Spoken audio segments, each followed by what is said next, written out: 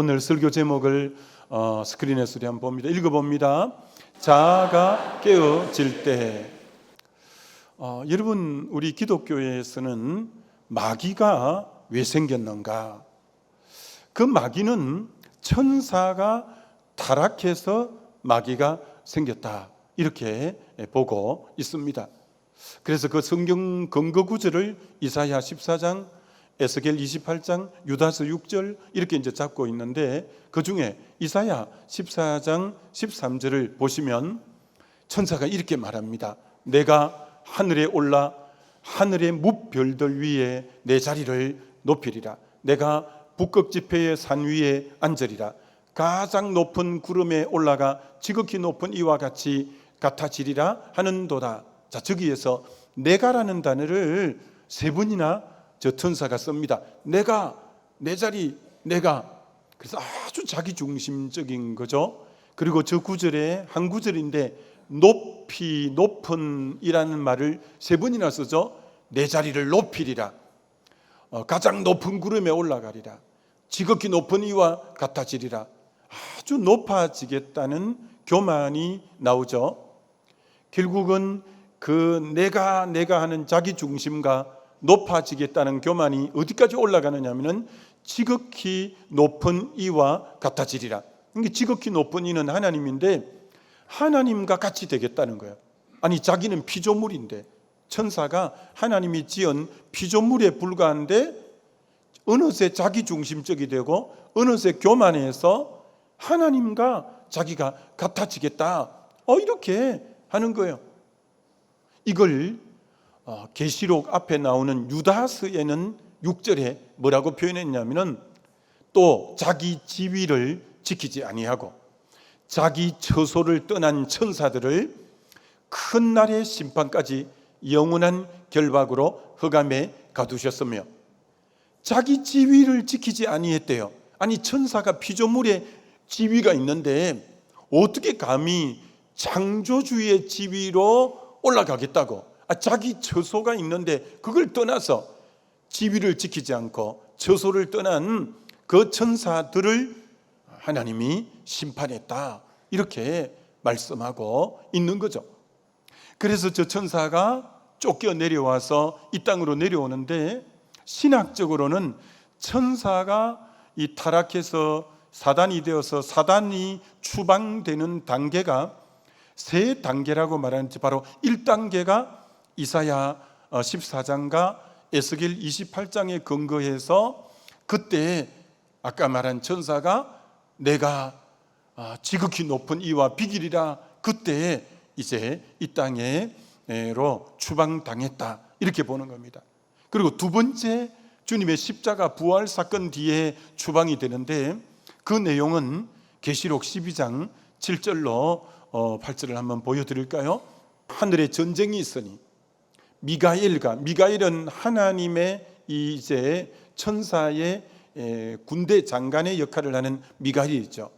그의 사자들이 그 용은 이 타락한 천사 용과 더불어 싸울세, 용과 그 사자들도 싸우나 이기지 못하여 다시 하늘에서 그들이 있을 곳을 얻지 못한지라.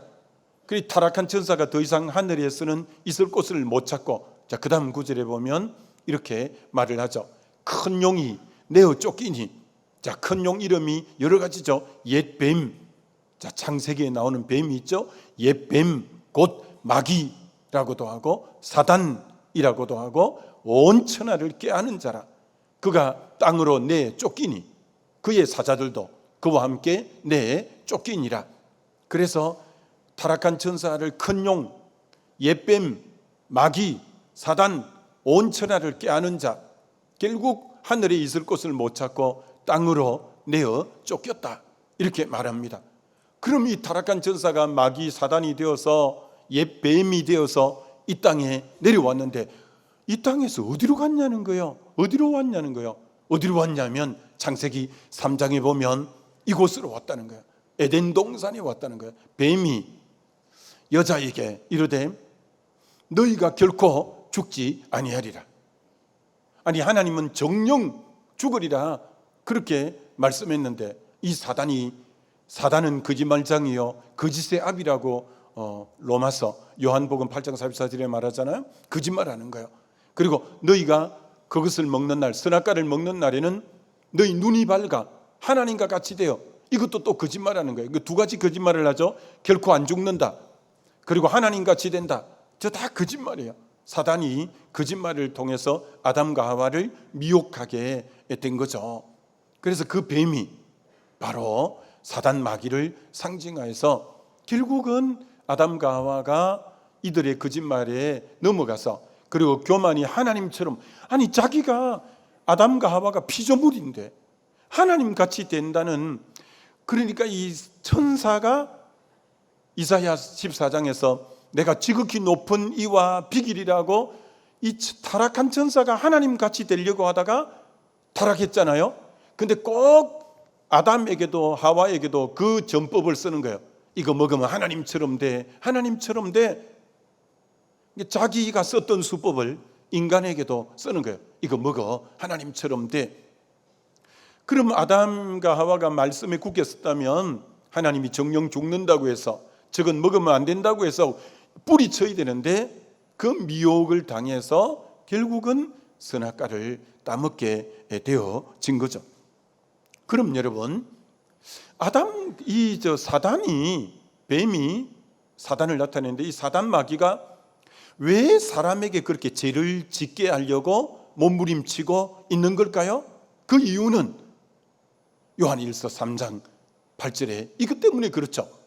죄를 짓는 자마다 마귀에게 속하나니 마귀는 처음부터 범죄함이라. 인류 최초에 아예 처음부터 범죄를 하게 했던 자, 또 천상에서 범죄하고 내려온 자. 그래서 죄를 짓는 순간 누구에게 속해버리냐? 마귀 수하로 들어가 버리는, 마귀에게 속하게 되는 거예요. 그럼 죄 지으면 우리가 원래 하나님의 자녀가 마귀 자녀가 돼버리는 거예요. 마귀 관할 속에 공중근세 잡은 자, 곧 지금 불순종하는 아들들 가운데 역사하는 영에 딱 사로잡히는 거예요. 마귀가 자기 자녀 삼으려고, 자기 수하에 두려고 사람을 범죄하게 그렇게 만들었다라고 할 수 있어요. 여러분, 지금 세상에는 종교가 굉장히 많죠. 여러분, 그 중에 사단교가 있어요. 사단교.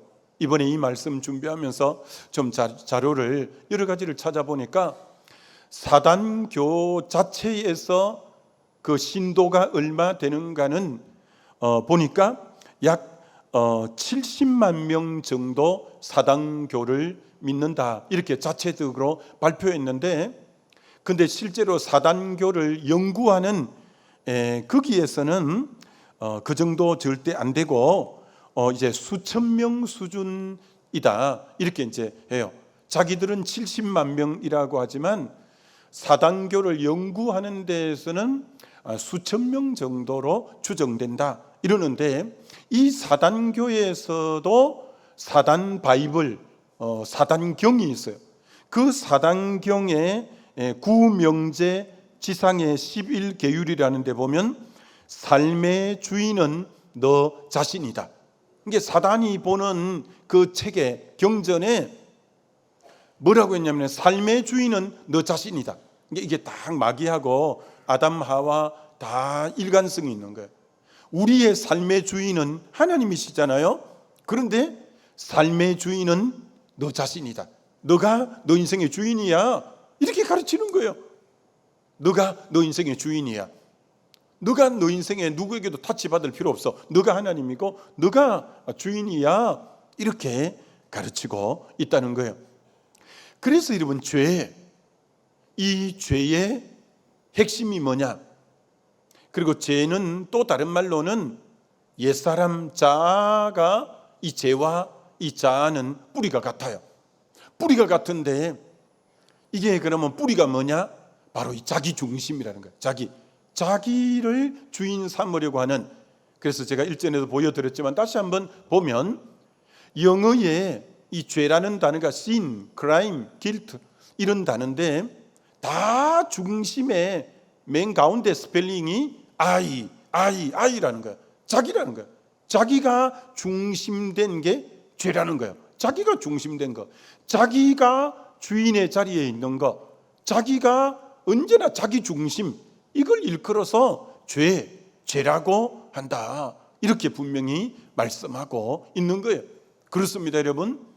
죄인들은, 예수 믿어도 옛사람이 살아있는 사람들은 철저히 자기 중심적입니다. 그래서 자기를 믿고 자기 때문에 울고 자기를 기쁘게 하려고 하고 자기밖에 없습니다. 자기 자식, 자기 남편, 자기 집, 자기 건강, 자기 직장, 자기 강아지, 하여튼 자기 얼마나, 여러분, 이게 죄의 뿌리라서 그래요. 이게 죄의 중심이라서 그래요. 자기가 인생의 항상 주어예요. 자기. 그래서 그리스도인은 그러면 안 되는데, 혹 여러분 중에도 여러분의 언어에 항상 주어가 나라는 것이 여러분이 주어가 되어 있다면 그건 보통 일이 아니에요. 오늘 그래서 그런 부분을 우리가 말씀 통해 보려고 해요. 여러분, 여기 지금 정말 많은 분들이 앉아 계신데 사진을 제가 이렇게 착착 찍어서, 그럼 단체 사진이잖아요. 여러분에게 한 장씩 딱 나눠줬는데 어떤 분은 잘 나왔다는 거예요. 근데 어떤 분은 잘 못 나왔다는 거예요. 기준이 뭘까요? 자기 얼굴이에요. 자기 얼굴이 잘 나오면 잘 나온 사진이에요. 자기가 눈을 감았으면 어떻게 사진 요 모양으로 찍었냐고 이러는 거예요. 얼마나 사람들이 자기 중심적인지 아세요? 너무 자기 중심이라는 거죠. 그래서 이 죄가 우리에게 미치는 영향이 뭐냐면은 전부 모든 관심을 자기에게만 향하도록 하는 거예요. 죄는 전부 자기에게만 관심을 갖게 말하는 거예요. 내가 이런 소원이 있다, 이런 바람이 있다, 내가 지금 이런 피로가, 이런 것이 필요하다, 내가 지금 이런 감정이다 하면서 전부 항상 자기만 생각하는 거예요. 이게 이 옛사람 자 안에서 어떻게 부르짖고 있냐면은, 나는 이것을 하고 싶어, 나는 이것을 가고 싶어, 이 일들이 내가 원하는 대로 되면 좋겠어. 이 자기가 원함대로 되고 싶은, 자기 기대대로 바람대로 되고 싶은 이 마음들이 다 있는 거예요. 그러면 이 욕망, 자기가 기대하는 바람을 채운다고 채워지냐? 안 채워져요. 왜 안 채워지냐면 예레미야 2장 13절 이렇게 말해요. 내 백성이 두 가지 악을 행하였나니 곧 그들이 생수에 근원되는 나를 버린 것과 스스로 웅덩이를 판 것인데 그것은 물을 가두지 못할 터진 웅덩이들이라. 터진 웅덩이이기 때문에 물을 아무리 갖다 부어도 밑이 터져버렸기 때문에 물이 고이지 않아요. 아무리 욕망을 채우고 또 채우면 그럼 어느 정도 만족이 와야 될 거 아니에요? 아니요. 더 큰 욕구를 원해요. 더 큰 바람이 있어요. 이 자기 중심이라는 게 여러분 밑빠진 독과 같습니다. 아무리 채워도 또 그렇게 되면 더 큰 걸 바라고 더 큰 걸 바라고, 자기라는 것은 안 채워지게 되어져 있다라는 거예요. 원래 하나님이 우리를 만드실 때 하나님을 바라보도록 만들었어요. 그 인간이라는 말이 안드로포스라는 말인데 위를 바라보는 자라는 뜻이에요. 우리는 원래 위를 바라보고 하나님을 바라보게끔 지어졌는데 이 죄를 짓는 순간 누구를 바라보냐? 자기를 바라보는 거예요. 근데 자기를 바라보니 철저하게 자기 중심적인 사람이 되어져 있다, 이렇게 말할 수 있는 거예요. 그래서 죄가 뭐냐? 죄는 신약 성경이 헬라어로 기록되었으니까 하마르티아, 헬라어로 하마르티아, 관역을 벗어났다는 말이에요. 그럼 뭘 벗어났냐? 즉 관역이 뭐냐? 인간이 인간으로서의 지위를 벗어나서 인간이 하나님 위치에 오르려고 하고, 인간이 타락하면 짐승처럼 되어지고, 그런 인간이 인간으로 피조물로서의 아까 지위가 있고 처소가 있는데 그걸 떠나버리는 거예요. 그래서 인간이 막 자기가 주인 되려고, 우리의 주인은 하나님인데도 인간이 인간으로서의 지위를 벗어나는, 관역을 벗어나는 걸 일컬어서 죄다라고 말한다는 거예요. 자, 그럼 이제 큰 두 번째가 뭐냐? 이처럼 이 죄는 자기 중심성인데 어떻게 하면, 그럼 예수 믿는 것이란 과연 뭐냐? 예수 믿는 것이란 자기가 중심되어 있던 자리에 자기를 내려놓고 자기를 비우고 자기를 깨뜨려서 내 중심의 자리에 예수님을 주인으로 모셔드리는 것, 이걸 일컬어 예수 믿는 거다, 이렇게 말하는 거예요. 다시 말합니다. 예수 믿는 것이란 교회에 나오는 것이 아니라, 예수를 믿는다는 것은 마음에 자기가 주인되어 있던 그 자리에 자기를 비우고 자기를 내려놓고 그 자리에 예수 그리스도를 주인으로 영접하고 모셔드리는 것을 일컬어 예수 믿는 것이다, 이렇게 말을 한다라는 것입니다. 자, 그럼 오늘 이것을 세 가지로 이렇게 정리해 보려고 해요. 예수 믿는다고 믿게 되면 먼저 자기 자리를 비워야 그 자리에 예수님이 올라오니까, 예수를 믿게 되려면 맨 먼저 자기를 내려놓는다, 자기를 비운다, 자기를 깨뜨린다. 이 자아가 깨뜨려져야 그 자리에 예수 그리스도가 오게 되어 있는 거예요. 이게 제일 첫 번째, 예수 믿는다는 것은 자기를 내려놓고 비우는 작업이 맨 먼저 선행되어져야 되는 거죠. 그래야 하나님이 그 사람 중심을 딱 차지해 줄 수 있고 그 사람을 통해서 하나님의 뜻이 이루어질 수 있는 거예요. 여러분, 창세기에 아브람, 이삭, 야곱이 나오는데 그 야곱을 보면 야곱이 하나님을 만날 때가 있는데 창세기 28장, 창세기 32장, 창세기 45장 다 하나님을 만나는 때예요. 근데 하나님을 만날 때는 한결같은 공통적인 특징이 있는데, 자기를 비울 때, 자기를 내려놓을 때, 자기를 깨뜨릴 때 하나님이 만나 주시는 거예요. 창세기 28장은 언제냐면은 베델에서 돌을 베게 하고 자다가 하나님을 밤중에 꿈에 만나 주시는데, 그때 부모님 의지하고 살다가 에스가 자기를 죽이려고 해서 부모님 의지하는 부모님도 떠나서 의지할 것 하나도 없고 기댈 데 하나도 없이 맨몸으로 외삼촌 댁을 향하여 가다가 깊은 밤을 맞았는데 어디 하나 의지할 것 없고 다 자기에 대해서 내려놓고 자기를 비우고 정말 심령이 가난한 그 상태일 때 하나님이 그 밤에 야곱을 찾아오셔서, 야곱아, 내가 네가 어디로 가든지 내가 너와 함께하며 내가 너를 무사히 돌아오게 할 거다 하면서 하나님이 자기가 비워진 그때 하나님이 야곱을 만나 주시는 거예요. 창세기 32장에는 에스가 400명의 군대를 데리고 야곱을 죽이려고 온다는 소문이 들려서 결국 이런 방법 저런 방법 써도 안 되니까 야복강을 기점으로 야곱의 아내가 넷인데 아내를, 그리고 자녀가 아들 12, 딸 하나, 13자녀를, 많은 종들을, 소와 양과 낙타와 이런 게 많은데 그 모든 우양들을 야복강 너머로 다 보내고 나만 홀로 남았더니 다 비웠어요.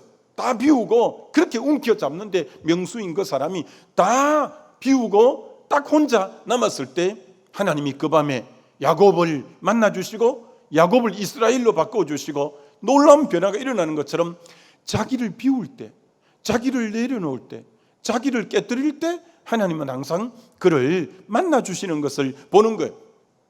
또 야곱이 그 아내 베냐민, 자기 사랑하는 여인 라헬에게서 태어났기 때문에 그렇게 금이야 오기야 이 베냐민을 사랑해서 딱 품고 있었는데 그거 내려놓지 않으면 양식을 안 주겠다니까 결국은 야곱이 버티다가 내가 아들을 잃으면 잃겠다고 자기 품에서 아들을 딱 내려놓습니다.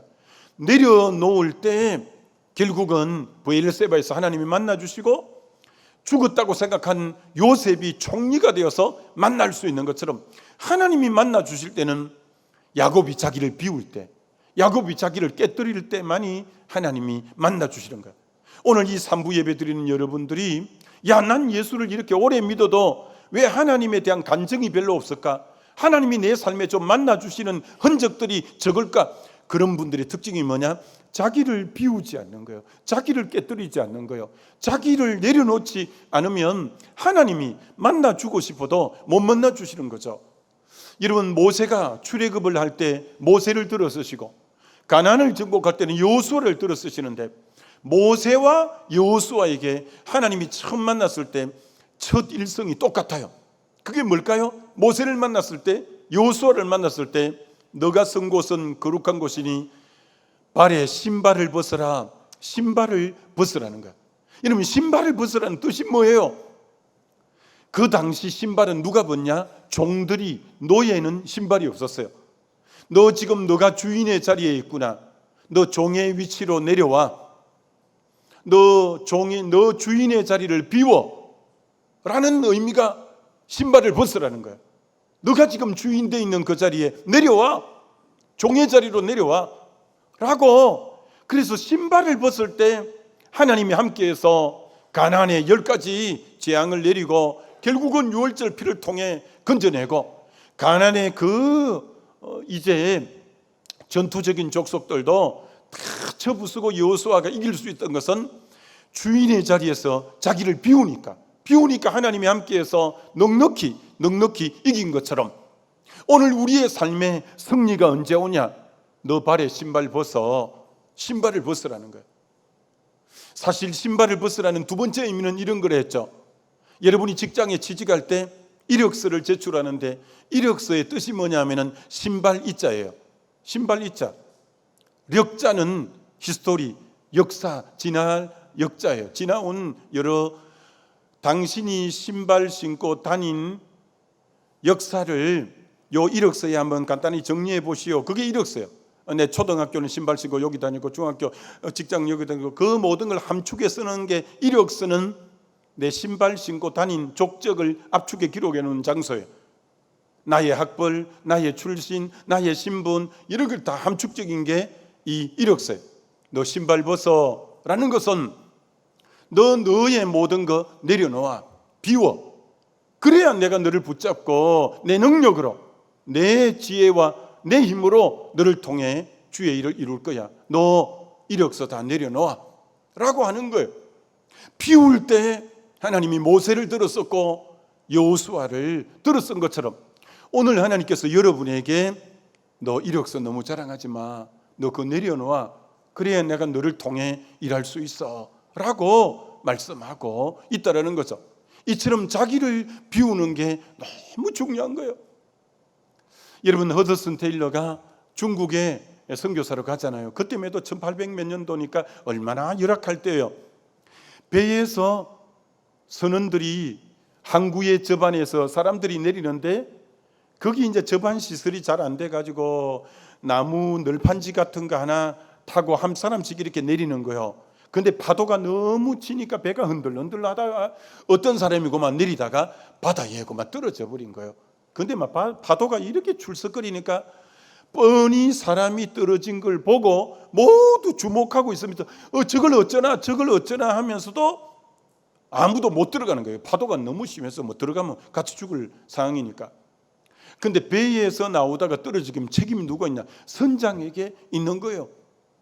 이 선장도 멀구름이 바라다 보고 이 사람은 물을 많이 먹으니까 이제 빨리빨리 올라갔다 내려갔다 하더니 이제 그게 완만해지는 거예요. 천천히 올라왔다가 천천히 내려가고 이제 그래 좀 있으면 이제 뭐 깔아앉아 버리는 거예요. 죽는 거예요.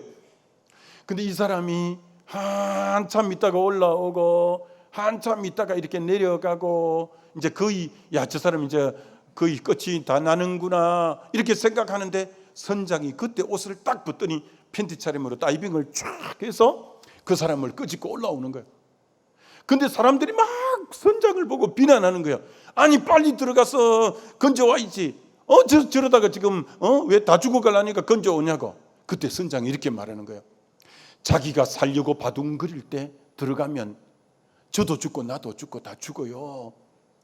저가 살기를 포기할 때 더 이상 검어 잡을 힘이 없고 살기를 포기할 때 내가 들어가서 건져와야 저 사람이 살 수 있는 거예요. 맞아요. 주님이 언제 우리에게 개입하시고 우리에게 터치하시고 역사하시냐? 내가 주인이 돼서 살려고 바둑거리면 주님이 개입할 수가 없어요. 여러분에게 임재할 수 없어요. 주님, 난 아닙니다 하고 여러분이 두 손 들고 여러분이 내려놓을 때 그때 주님은 들어오셔서 건지는 거예요. 그래서 로마서 7장에 성경 66권 중에서 나라는 단어, 영어의 I라는 단어가 제일 많이 나온 장이 로마 7장이에요. 오라, 나는 공고한 사람이로다. 이 사망의 몸에서 누가 나를 건져내라. 자기를 사망, 죽은 몸이라고 고백해요. 자기를 죽은 몸이라고 고백하니까 8장에 이제 그리스도 예수 안에 있는 자기 결코 정죄함이 없나니 이는 생명의 성령의 법이 죄와 사망에서 너희를 해방하였다고 하면서 자기를 죽었다고 선언할 때 생명의 성령이 개입해서 그를 살리고 해방시키는 것처럼 자아가 죽을 때 하나님의 성령은 우리에게 임하게 되어지는 줄 믿습니다. 여러분이 이걸 경험해야 돼요. 내 자아를 비워야 주님이 내 주인의 자리에서 내 인생을 놀랍게 빚어가시고 이루어가시고 함께 하시는 것을 경험하게 되는 거죠. 두 번째, 예수님이 내 안에 들어오시면 어떻게 되냐. 스크린에 보시면 예수를 믿게 되면 첫 번째 자기를 내려놓아야 돼요. 그 다음 주님이 내 중심에 딱 들어오셔요. 그러면 이제는 모든 걸 주님 중심으로 사건, 일어난 일들 모든 것을 주님 중심으로 모든 걸 바라보게 되어져 있어요. 여러분 이거 정말 놀라운 삶이에요. 놀라운 이 삶을 저와 여러분이 경험해야 신앙의 진짜 깊음을 아는 거예요. 무슨 말이냐? 이거예요. 주님이 중심된 사람은 여러분 요셉이 이복 형들 10명에 의해서 애굽에 이제 종살이 감옥살이 팔려와서 하잖아요. 근데 요셉이 자기를 팔은 자가 형이 아니라고 하는 거예요. 창세기 45장에 한번 볼까요? 하나님이 중심이 돼서 딱 저 사건을 해석하는 거예요. 당신이 나를 이곳에 팔았다고 해서 근심하지 마소서, 한탄하지 마소서. 하나님이 생명을 구원하시려고 나를 당신들보다 먼저 보내셨나이다. 와, 자기를 애굽에 보낸 것은 이복 형들이 아니라 하나님이 생명을 구원하기 위해서 하나님이 보냈다고 이렇게 말하는 거예요. 그 다음 구절을 볼까요? 하나님이 이 큰 구원으로 당신들의 생명을 보존하고 당신들의 후손을 세상에 두시려고 나를 당신들보다 먼저 보내셨나니 그런즉 나를 이리로 보낸 이는 당신들이 아니요 하나님이라. 계속 나를 이곳에 보낸 것은 형들이 아니라 하나님이라는 거예요. 자, 그 다음 마지막 구절에 이렇게 고백하는 거예요. 그런즉 나를 이리로 보낸 이는 당신들이 아니요 하나님이시라. 저기 8절 말씀이에요. 저건데, 자 여러분, 그래서 요셉은 어떻게 보냐? 요셉은 사실은 표면적으로는 이복 형들이 보낸 거 맞거든요. 보낸 거 맞는데 하나님이 중심된 사람은 그 이면에 이건 표면적으로 형들이 나를 팔아먹은 것 같지만 아니야. 하나님의 섭리 속에 하나님이 나를 이곳에 보낸 거야 라고 하는 거예요. 여러분, 그러니까 그렇게 해석이 되어버리니까 사건보다 더 중요한 게 해석이에요. 그러니까 형들에 대한 원한, 형들에 대한 미움이 싹 사라져버린 거예요. 여러분, 형들이 자기를 팔았다고 한다면 얼마나 원한이 있고 미움이 있고 복수하고 싶겠어요.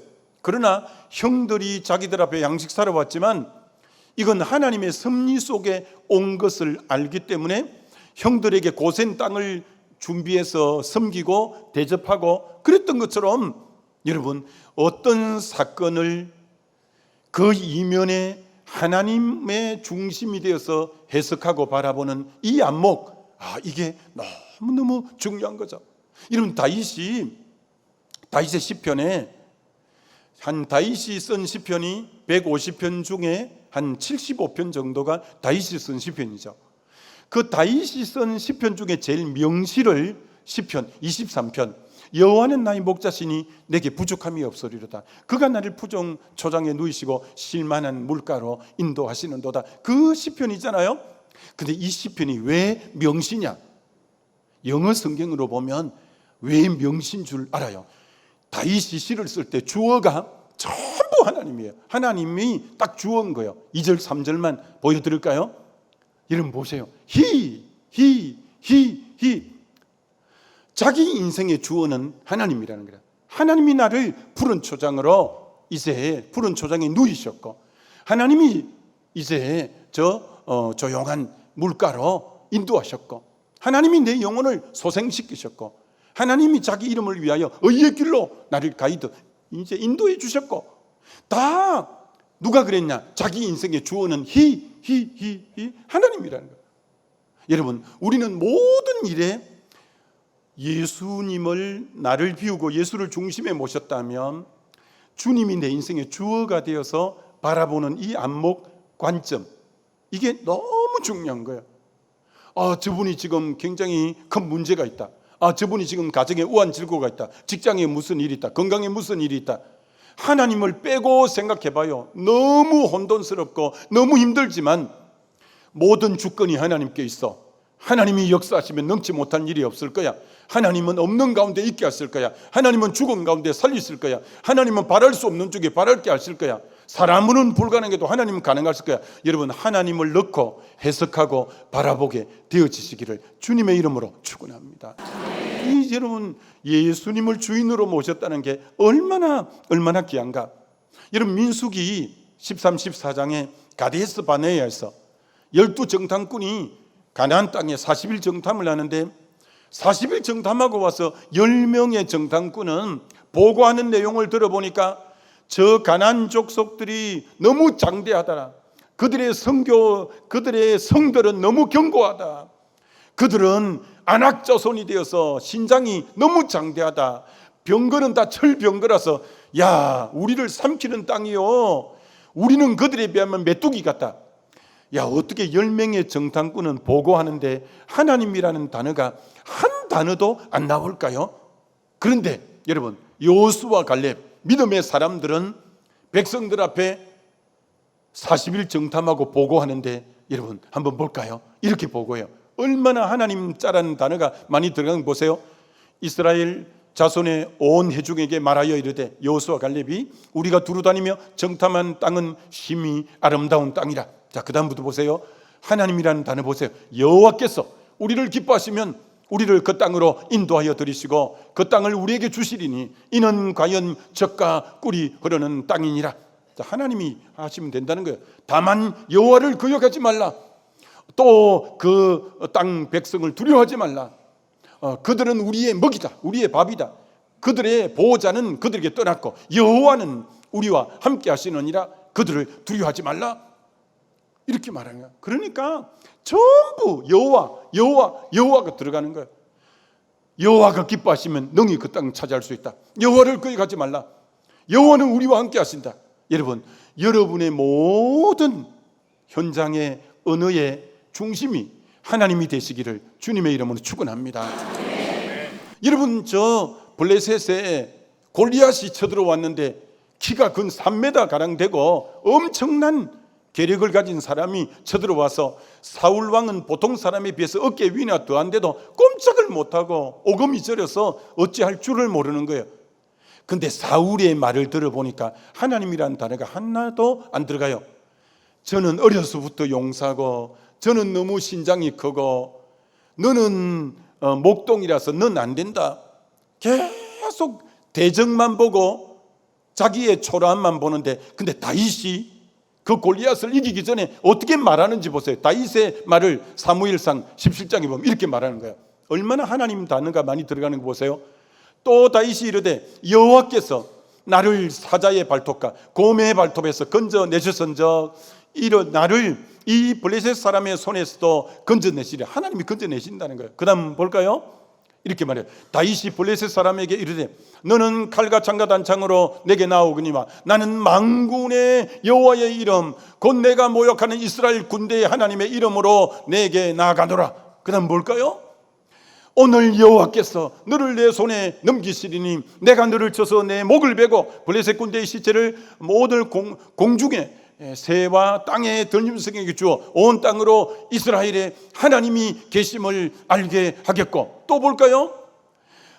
또 여호와의 구원하심이 칼과 창에 있지 아니함을 이 무리에게 알게 하리라. 전쟁은 여호와께 속한 것인즉 그가 너희를 우리 손에 넘기시라.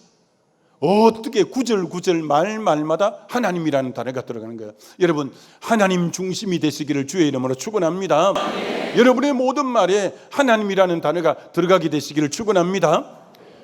내가 예수 믿는 것이란 내가 나를 비우고 그 자리에 예수를 중심이 되어서 예수 중심으로 모든 걸 바라보고 내가 그때부터 단어를 쓸 때, 언어를 사용할 때 주어가 하나님이, 주께서, 성령께서 언제나 주님이 내 모든 단어의 주어가 되는 거예요. 자, 세 번째, 마지막으로는 세 번째가 뭐냐? 예수 믿게 되면 나를 내려놓고, 두 번째, 예수님을 중심으로 모든 걸 바라보게 되고, 세 번째, 더 이상 자기를 위해 사는 삶이 멈추고 주를 위해서 사는 삶으로 달바꿈하게 되는 거죠. 자, 여러분 로마서 14장에 보실까요?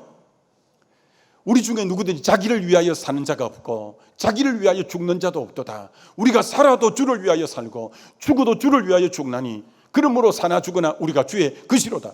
여러분, 예수 믿고 거듭났다면 자기를 위해 살고 죽는 사람 없다는 거예요.